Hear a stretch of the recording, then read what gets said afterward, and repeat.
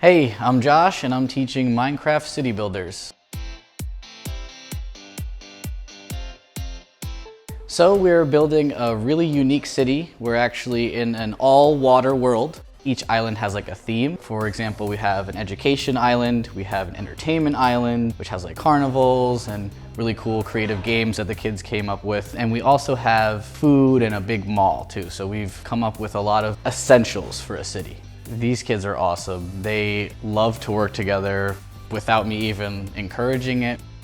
The first day, some of the students weren't here, and my student that was here on the first day made them feel right at home and said, hey, this is what we want to do. How do you like it? Do you have any input? I told them from the beginning that I really want them to work on collaboration and teamwork, and I really think that's being achieved. I also want them to try to think critically and see if something that they want to design doesn't really work out right away. Maybe we can find ways that it will work. So it might not look exactly how you wanted it, but we can still figure out how to get it to function correctly. I'm really proud of the collaboration and teamwork that's going on.